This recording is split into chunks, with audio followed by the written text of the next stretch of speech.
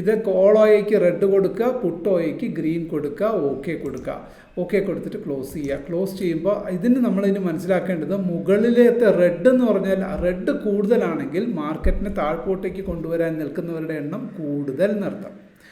ഗ്രീനാണ് മുകളിൽ കൂടുതലായിട്ട് നിൽക്കുന്നെങ്കിൽ മാർക്കറ്റിനെ മുകളിലേക്ക് കൊണ്ടുവരാൻ നിൽക്കുന്നവർ ശക്തമായിട്ട് നിൽക്കുന്നു എന്നർത്ഥം.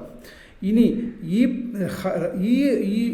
ഇതിൻ്റെ സ്റ്റാർട്ടിംഗ് പോയിന്റിൽ നിന്നും താഴ്പോട്ടേക്ക് ഒരു കളർ താഴ്പോട്ടേക്ക് പോവാണ്. ഇവിടെ ഇപ്പോൾ ഗ്രീൻ താഴ്പോട്ടേക്ക് പോവാണ്. അതിനർത്ഥം എന്താണ്? ഗ്രീൻ എന്ന് പറഞ്ഞാൽ ആരാണ്? പുട്ട് ഓയയാണ്. പുട്ട് താഴ്പോട്ടേക്ക് പോകുന്നു എന്ന് പറഞ്ഞു കഴിഞ്ഞാൽ മാർക്കറ്റിനെ മുകളിലേക്ക് കൊണ്ടുപോകുന്നവർ ഈ ഒരു പോയിന്റ് എത്തിയപ്പോൾ അവർ എക്സിറ്റ് ആയി പോയി എന്നർത്ഥം. അവിടെ നിന്ന് ഉണ്ടായിരുന്നവരും കൂടി പിൻവലിച്ച് പോയി എന്നർത്ഥം. അത് മനസ്സിലാക്കുക. ഇത്രയും പോയിന്റ് മനസ്സിലാക്കി കഴിഞ്ഞാൽ നിങ്ങൾക്ക് പ്രൈസ്, അപ്പോൾ ഇനി പ്രൈസിന് നമുക്ക് എന്തായിരിക്കും സംഭവിക്കാൻ ആലോചിച്ച് നോക്കൂ. പ്രൈസ് ഈ ലോയിൽ നിന്നും ഈ പ്രൈസ് മുകളിലേക്ക് പോയപ്പോൾ ആരാണ് കൂടുതൽ ഉണ്ടായിരുന്നത്? ഗ്രീന്, റെഡ് ഇവിടെ ഉണ്ട്. അപ്പോൾ ഗ്രീൻ എന്ന് പറയുന്നത് പുട്ടാണ്. പുട്ട് എന്ന് പറഞ്ഞാൽ ഗ്രീനുകാരെപ്പോഴും മാർക്കറ്റിനെ മുകളിലേക്ക് കൊണ്ടുപോകുന്നത് നിങ്ങൾ അസ്യൂം ചെയ്തോളൂ.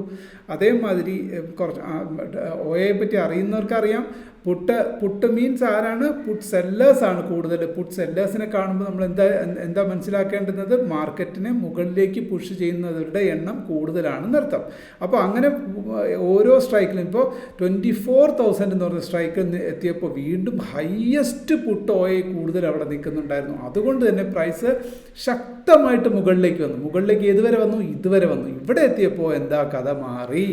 ഇവിടെ എത്തിയപ്പോൾ പ്രൈസ് മുകളിലേക്ക് പോയപ്പോൾ ഉടനെ ആ പ്രൈസിനെ തട്ടി താഴ്പോട്ടേക്ക് തള്ളി വിടാനുള്ള ആൾക്കാരാണ്. അതായത് കോൾ സൈഡ് ഓയെ കൂടുതലാണ്.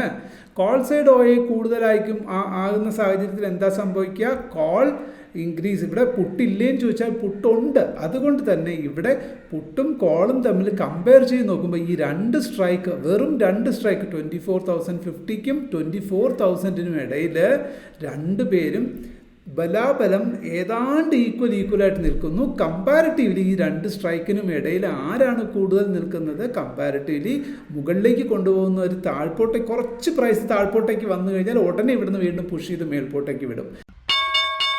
Investments in the securities market are subject to market risk. Read all the related documents carefully before investing.